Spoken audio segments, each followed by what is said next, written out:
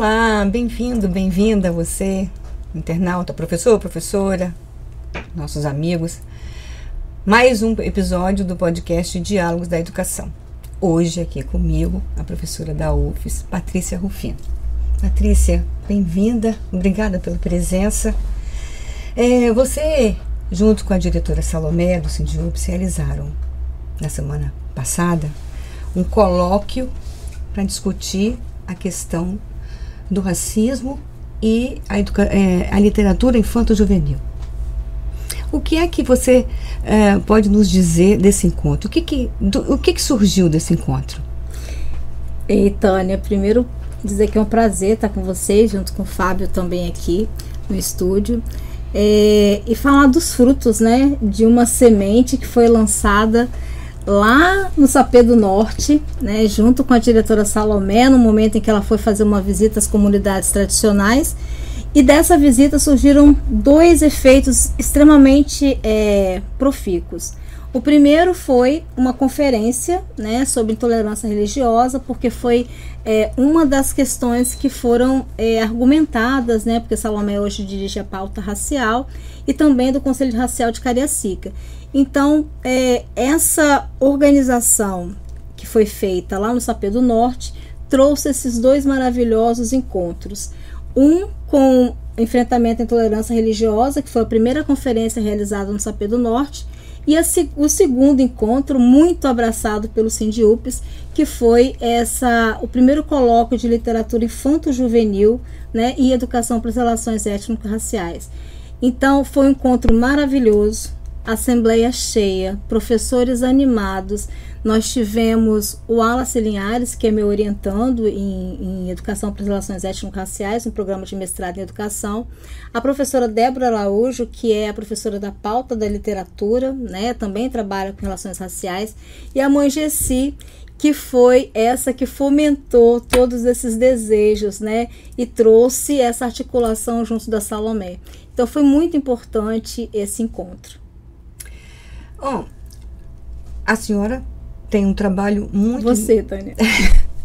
Professora, você tem um trabalho muito importante numa luta contra o racismo, principalmente na escola. Sim. Após a promulgação da Lei 10.639 de 2003, que tornou obrigatório o ensino de História e Cultura afro-brasileiras no ensino fundamental e médio das redes públicas e privadas de todo o país, o que mudou? Então, teve uma mudança importante? Porque hoje a gente vê tanto... O racismo hoje ele é presente nas mídias, na televisão. Você consegue filmar, você consegue identificar e denunciar. Sim. Mudou? Dentro da escola, isso mudou?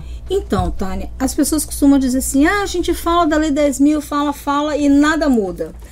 Mas mudou muita coisa. Nós avançamos, nós estamos aí com 20 anos da lei, né, 2003 para 2023, com 20 anos da lei. Nós tivemos um primeiro período, né, de 2003 a 2013, vamos pensar, de produção de pesquisa, de produção de material didático, de literatura, de denúncias, organização de conselhos, sistematização dos municípios, entrada nos conselhos estaduais de educação sobre a importância, né, e a obrigatoriedade da Lei 10.639/2003 e da Lei 11.645 também, que introduz, né, a cultura indígena também nas escolas, 11.645 de 2008. Então, nós tivemos muita mudança. Quando a gente fala hoje de racismo, eu acho que é importante a gente demarcar que a escola continua um espaço racista, né? E esse racismo produz violência. Então, essa continuidade e, logicamente, esse processo, ele é uma luta do dia a dia. Então, nós precisamos continuamente formar professores, nós precisamos continuamente discutir sobre isso, nós precisamos continuamente voltar a essa pauta. E quando a gente trouxe, por exemplo, nesse quadro novo, né, nesse novo momento de formação pós-pandemia, uma atividade voltada para pensarmos a literatura com enfrentamento ao racismo, pensarmos a literatura com enfrentamento à violência. Isso para nós foi muito importante. Então, eu acredito que quando o Sindiúpes abraça essa causa e os professores trazem isso com tanta alegria, com certeza nós vamos gerar mais frutos num novo momento de formação pós-pandemia. Até porque nós tínhamos, né, todo um caminhar que a gente sabe que teve, né, um certo desnível nesse processo pandêmico. Então agora a gente precisa retomar essa caminhada, retomar esses passos e retomar as nossas formações. O que a gente pode considerar uma educação antirracista? Olha, Tânia, uma educação antirracista, ela precisa primeiramente fazer com que todos se entendam racistas. É porque não basta ser contra o racismo. Esta questão, exatamente. Não basta ser contra o racismo, é necessário ser antirracista. Então, quando as pessoas se entendem racistas, porque nós estamos imbuídos numa sociedade e que nos fomenta, né, a racialidade a cada dia, as hierarquias raciais, as diferenças de lugares de posição, as diferentes possibilidades de busca pelo poder, né? E inclusive desses lugares de poder onde as pessoas normalmente poderiam coexistir, né? Pretos, brancos, indígenas, todos, né? Em termos de distribuição equânime, mulheres, homens, porque nós temos aí uma questão de gênero também muito intensa, né? E pensando sobre isso, como que nós poderíamos então entender que nós vamos fazer uma luta antirracista se nós não nos entendermos racistas? Onde é que estão, essas questões, como elas nos afligem e como elas nos afetam enquanto sociedade? Então, a luta antirracista não é uma luta simples, né? Ela é uma luta coletiva, não é uma luta de brancos e de pretos apenas. A gente precisa de pretos contra brancos, nós precisamos de todos, que todas as pessoas se entendam nesse processo, e precisamos também entender a necessidade de ações afirmativas. Por enquanto ainda precisamos dessas ações, né, para que essas pessoas possam estar nesses lugares de poder.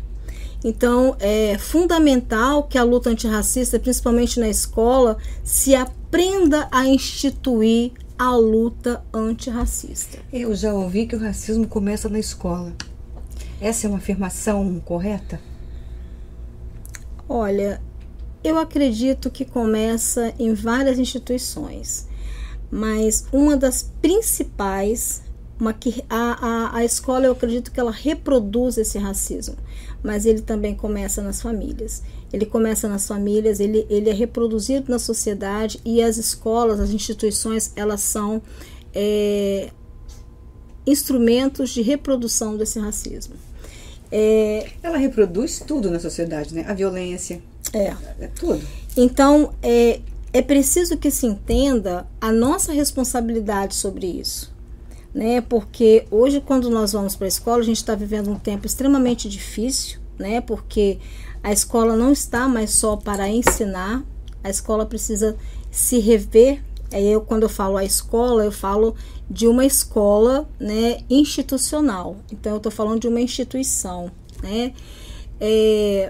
Precisa se rever enquanto condição de ensinar e do aprender, né? Como que a gente pode romper com essas hierarquias e fazer um aprendizado mais coletivo. E o enfrentamento ao racismo, a educação antirracista, ela está voltada justamente para isso, para esse aprendizado coletivo, né, de ser e estar no mundo. Nesse evento que foi realizado lá no Sindiúpes, o colóquio, um dos assuntos foi a literatura infanto-juvenil e a questão do racismo, a questão étnico-racial. Sim. Por intermédio dessa literatura, é possível dialogar com a diversidade e numa luta antirracista? Sim.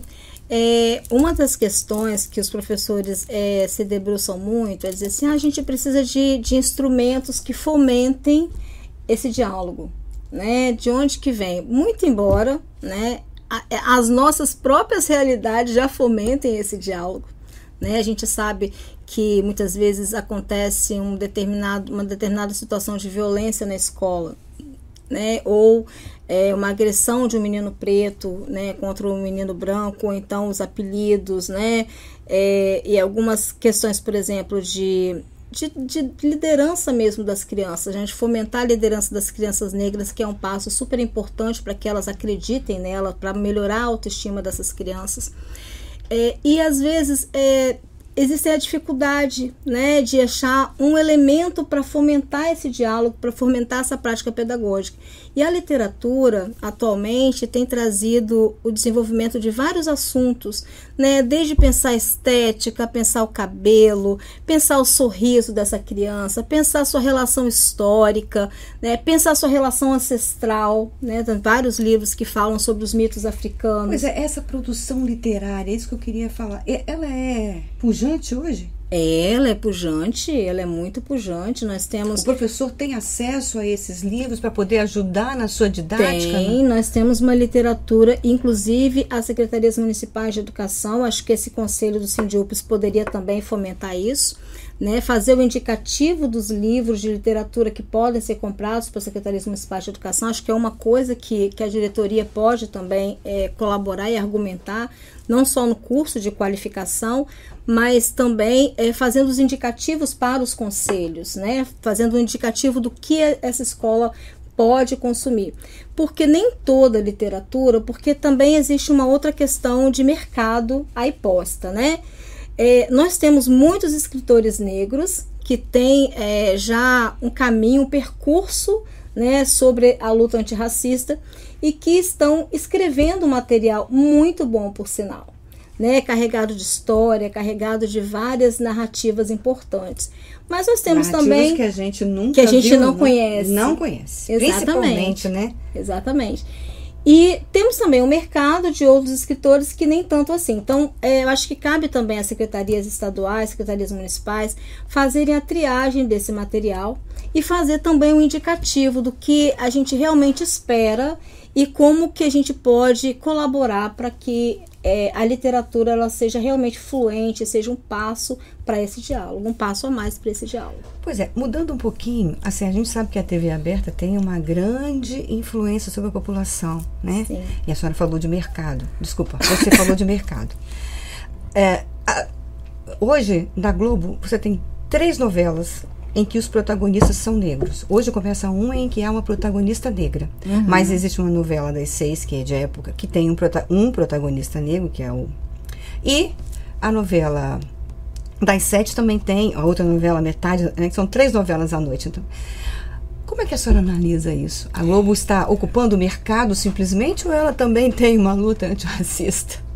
Então, até um certo tempo, eu achava muito esse lance do mercado. E eu não sou aquela pessoa que assiste, né, fielmente a Globo, nem nada. Mas as novelas eu tenho uma dificuldade, certo, de assistir por conta até mesmo de horário.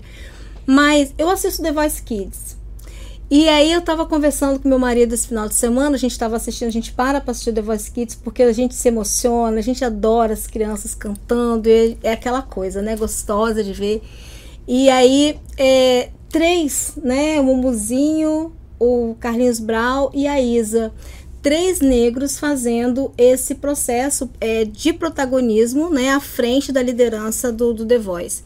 Eu acho que existe um momento em que as mídias, elas acordam para determinadas situações e elas fortalecem, sim, a luta. Então, eu acho que nesse momento sim o fortalecimento de uma luta, seja para o mercado ou não, porque a gente não, no nosso desenvolvimento de estado de capital, né, um estado altamente capitalista, a gente não tem muito como fugir do mercado. E se o mercado ele colabora com a luta, eu acho que a gente precisa parar as arestas, né, e seguir politicamente com o que nos interessa e com a pauta que é importante. Eu acho sim que é um momento importante, é um momento de colocar os protagonistas negros, é um momento de mostrar que a população negra, e a televisão ela faz muita diferença no Brasil. Né? A televisão ela mexe muito com as massas, ela mexe muito com as pessoas, ela mexe muito com os lugares, ela cria cenários, né, e possibilidades, mexe muito com o imaginário do brasileiro. Então eu acredito sim que pode ser um braço aliado, que possa ser um braço aliado na nossa luta, com certeza. A senhora disse que tem uma parceria. Desculpa, você disse que tem uma parceria muito boa com o Sindiups. Quais são os projetos futuros? Então, esse é o primeiro colóquio. Nós já fizemos a conferência, nós já fizemos seminários de educação para as relações étnico-raciais. Inclusive, nesse dia do colóquio, tínhamos ex-alunas que fizeram com a gente curso de especialização.